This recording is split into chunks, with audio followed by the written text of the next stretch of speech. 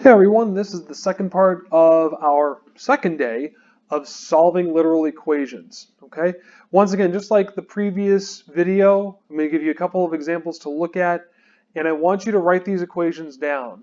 You don't have to worry about the first one. I'm not going to go through this one with you, but I do want you to write the other two down. Okay, so the first one you don't have to write down, but the second two, 2a plus y equals 7, and 3 minus x divided by a equals 12. Pause the video and write these equations down. When you're ready, we'll get started. So for these ones, we're solving for a. Once again, these are simpler examples than the previous one. Okay? So if I'm solving for a, I want to identify where it is. Here's a right there. So everything else just gets moved over to the right side. So I'm going to subtract y from both sides to start. Y's cancel. I'm left with 2a equals 7 minus y. Because 7 and y are not like terms, I can just leave it like that. And because, once again, another example here, because 7 minus y is a number, when I go to divide both sides by 2, I'm going to divide both 7 and y by 2, leaving me with a equals 7 minus y, all divided by 2. And then another example here, 3 minus x divided by a equals 12.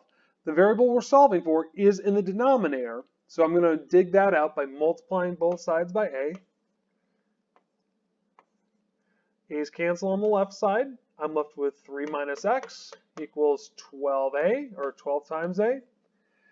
And then we go ahead, we know that a is on the right side, we're going to go ahead and divide by 12 on both sides. And when I do that, 12's cancel on the right side, I'm left with a, and I have 3 minus x all divided by 12. Now you're probably thinking, wait a minute, I can divide 3 and 12 and cancel out a common factor like we did in the warm-up. Problem with that though is that you have a 3 and then a negative 1 technically in front of the x here. So there is no common factor other than 1. So in this case, my final answer has to be this 3 minus x divided by 12 to get me a. Okay?